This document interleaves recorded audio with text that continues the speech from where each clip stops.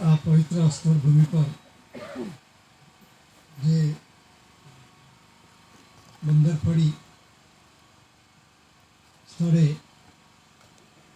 આપણને જે કુદરતી સ્વર્ગીય પ્રકાશિત આ રસ્તો બતાવનાર દિવ્ય વંદનીય જગવંદનીય મહાન વિભૂતિ મહાપુરુષ first lord of the treasury GRI એસી કોર કેસીસી દાદા માયજીઓ ગવર્મેન્ટ ઓફ ઇન્ડિયા ભારત સરકારના વર્તમાન એસી ભારત સરકાર રવિન્દ્ર દાદા દાદે અને દાદાનો જે મિન્ટ પરિવાર ગવર્મેન્ટ ઓફ ઇન્ડિયા ભારત સરકારની ડેરિસેશન બોર્ડ કન્સિડરેશન સમિતિ આધ્યાત્મિક જ્યોતિ પ્રદીપ સમાજના વડીલો ભાઈઓ બહેનો નાના ભૂલકાઓ તેમજ આમંત્રિત બિન આમંત્રિત આ બાઉન્ડ ડિપાર્ટમેન્ટના અધિકારી પદાધિકારી પોલીસવાળા CID પ્રેસ રિપોર્ટર કોઈ પણ ડિપાર્ટમેન્ટના આવ્યા હોય તેમજ પોલિટિકલ પાર્ટી એટલે કે રાજકારણી અને ધર્મનીતિ જે કંઈક પક્ષ પાર્ટીના કે કોઈ પણ ધર્મના અહીં પધાર્યા હોય એ સર્વેને વિવેક સ્વકર્તા પિતો કે જય. હવે આજે આમાં જે આમંત્રણ આપવામાં આવ્યું છે એમાં લખવામાં આવ્યું છે કે મહાન આધ્યાત્મિક વિશ્વ શાંતિ સ્નેહ મિલન આરતી બેઠક. આરતી અને જે આમંત્રણની અંદરમાં લખવામાં આવ્યું છે એના પણ ખુલાસા કરીશું. પણ આરતી બેઠકના રૂપમાં આપણે જે વિશ્વ કે મહાન આધ્યાત્મિક જે એટેચ કરવામાં આવ્યું છે સંમેલનના દસ્તાવેજની અંદરમાં જે આમંત્રણ આપવામાં આવ્યું છે એની અંદરમાં આમંત્રણ આપવા જે પાછળ આ પુરાવો મૂકવામાં આવેલું છે અને એ પુરાવો વિશ્વ પ્રસિદ્ધિ છે, જગ જાહેર છે, એના ખુલાસાઓ થશે. આમાં લખ્યું છે કે વિશ્વ કે મહાન आध्यात्मिक पवित्र शांति के लिए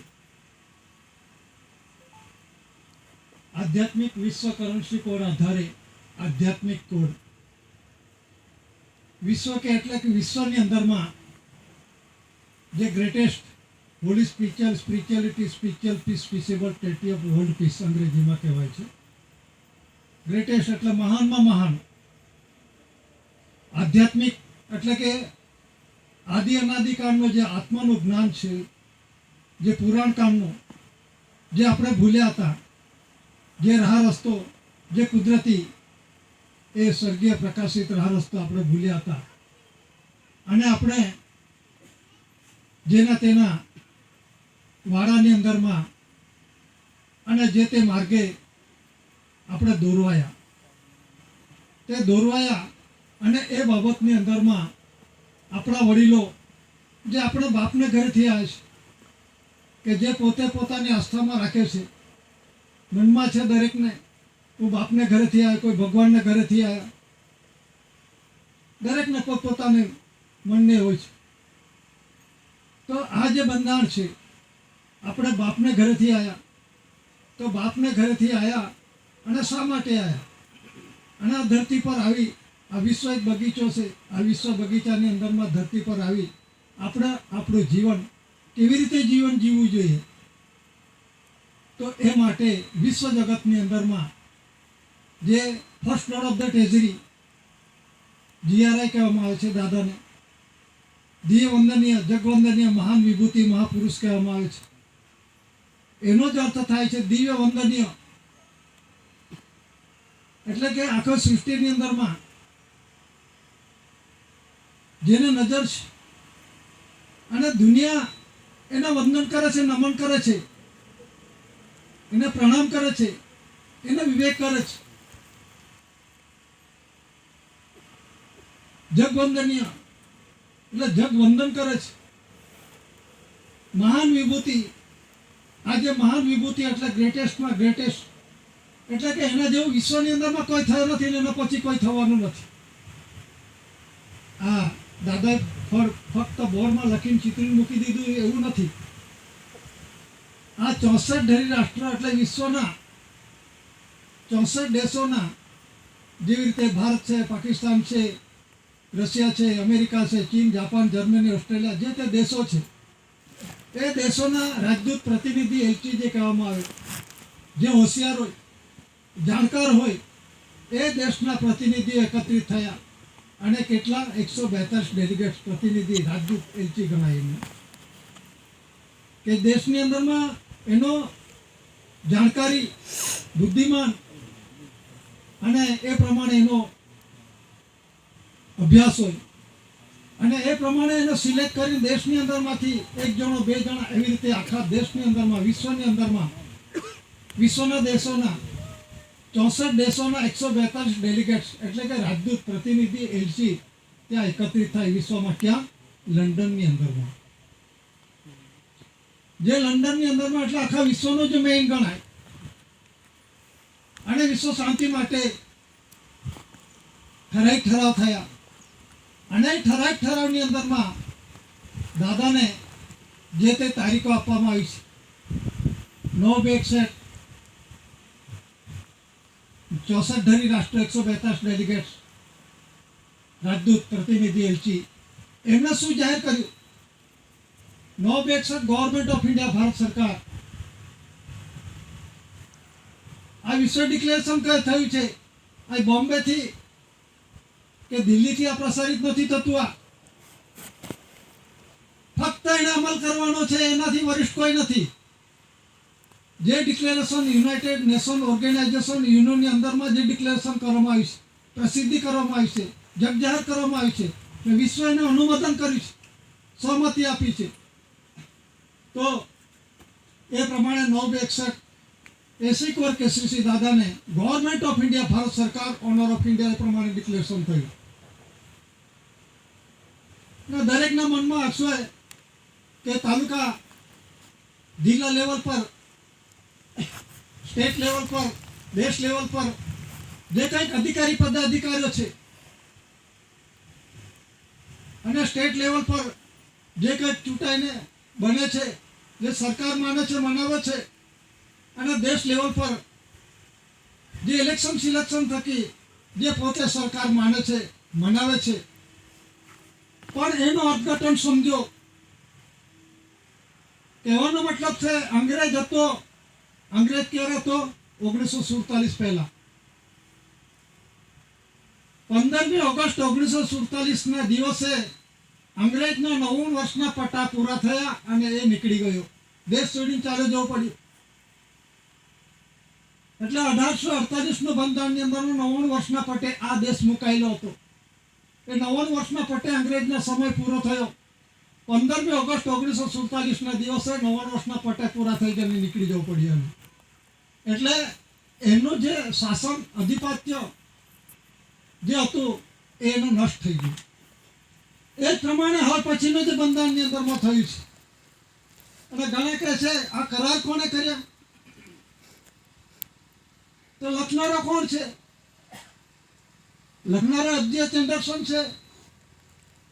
એનું અંગ્રેજી લિપિમાં લખેલું છે એમણે. અને લેન્ડ અનુરૂષણ એટલે ધરતીનું બંધારણ. આ ધરતીનું બંધારણ શું છે? આ ધરતી પર કોણ હકદાર છે, કોણ વારસદાર છે, કોણ પુરવાર થયું છે, એવી ઘરની અંદરમાં જે વડીલો હોય, જે વડીલો હોય એનો વારસાઈના રૂપમાં આવે. દીકરો 2 હોય તો 2 જણનું નામ આવે, પહેલો મોટાનું નામ આવે, પછી નાનાનું આવે, દીકરી હોય તો એ પ્રમાણે, જેમ ક્રમ વાઇઝ પ્રમાણે. તો ઘરની અંદરમાં વારસાઈની અંદરમાં જે દીકરો છે એનો સિલેક્ટ થાય. સિલેક્ટ એટલે જે મોટો છે એ વારસાઈના રૂપમાં પોતે પેઢીજાત વારસ વંશ પરંપરાગત રીતે ચાલે છે. એવી રીતે આ દુનિયાની અંદરમાં આ જે રૂઢિ વ્યવહાર ચાલે છે. તો 962 ગવર્મેન્ટ ઓફ ઇન્ડિયા, ભારત સરકાર ડિક્લેર થયો. 369 and establish usage of the crown. એટલે કે ક્રાઉન તાજનો ઓનરનો માલિક ધણી. આમાં તારીખ લખવામાં આવી છે, એના ખુલાસાઓ થાય છે. 369 ના રોજ and establish usage of the crown એટલે કે ક્રાઉન તાજના અંદરમાં છત્રસાયની અંદરમાં આખું વિશ્વ આવે છે. અત્યારે પણ બોમ્બે હાઈકોર્ટની અંદરમાં એ પ્રશ્નોત્તરીની અંદર જજમેન્ટ આપવામાં આવી છે. એ જજમેન્ટની અંદરમાં આ જમીન કોની છે તો કોના અંડરમાં આવે છે તો બોમ્બે હાઈકોર્ટે કે ક્રાઉન તાજના અંડરમાં. હવે ક્રાઉન તાજ કોનો, ક્રાઉન તાજ કોનો, એના પુરાવા જોઈએ આપણે. એના પુરાવા આનો ખ્યાલ હોવો જોઈએ કે ક્રાઉન તાજ કોનો છે. એટલે 9/2/61 an establish usage of the crown એટલે કે તાજનો ઓનરનો માલિક ધણી એસી કોર કેસીસી દાદા ડિક્લેરેશન કરવામાં આવ્યું અને યુનોથી ડિક્લેરેશન થયું છે. અને 30/68 જે આપવામાં આવ્યું છે આમાં છે અંગ્રેજીમાં લખેલું છે છેલ્લી કોલમમાં. આમાં 17 ને 18 યુકે અનુસંધાન 30/68 રોજ આ ડિક્લેરેશન કરવામાં આવ્યું છે. 17 ની અંદરમાં ધ રજિસ્ટ્રેશન બોર્ડ એટલે કે દાદા ખુદ પોતે છે અને કન્સિલેશન સમિતિ છે 18 છે ને 17 નો પાવર દાદાને છે. તો આ જે ગૂગલની અંદરમાં સર્ચ કરશો તો તમને આની પરફેક્ટ માહિતી ન મળશે. ગોળ ગોળ ગોળ ગોળ ફરશે એમાં કે સત્ય હકીકત ગૂગલ માણસ જે જાણી છે એ પ્રમાણે જ લખે છે ને આ ડિક્લેરેશન થયું છે અને એના અનુસંધાનમાં આ બધાને આમંત્રણ આપવામાં આવે છે. આ બધા જિલ્લા લેવલ પર આરતી બેઠકના રૂપમાં છે. જ્યારે સંમેલનની અંદરમાં જે સંમેલન ઉજવાય છે વિશ્વ કે મહાન આધ્યાત્મિક વિશ્વ શાંતિ સ્નેહ મિલન સંમેલન, જે 16 સંમેલનો ઉજવાય છે તો રાષ્ટ્રપતિથી માંડી ઉપરાષ્ટ્રપતિ, ગૃહ ખાતું, માર્ગ વાહન વ્યવહાર ખાતું, લો ડિપાર્ટમેન્ટ જે અને ફોરેસ્ટ ડિપાર્ટમેન્ટ, માનવ અધિકાર પંચ એ બધાને આમંત્રણ આપવામાં આવે છે દેશ લેવલ પર. એમના આ જે લખેલું છે એમાં શું લખેલું છે વાંચો. એમાં લખેલું છે 9/61 3/1/69 8/1/69 30/68 30/69 ધરી રાષ્ટ્ર સંઘ 64 142 ડેલિગેટ પ્રતિનિધિ પ્રસિદ્ધિ શું પ્રસિદ્ધિ કરી છે. એસી કુંવર કેસરીસિંહ ભારત સરકાર, માતુશ્રી જમનાબા પિતાશ્રી ટેટિયાભાઈ કામજી, એસી ભારત સરકાર, મુકામ પોસ્ટ કટાસણ, તહેસીલ વ્યારા, જિલ્લા સુરત, હાલ તાપી, ગુજરાત સ્ટેટ, ભારત ઇન્ડિયા.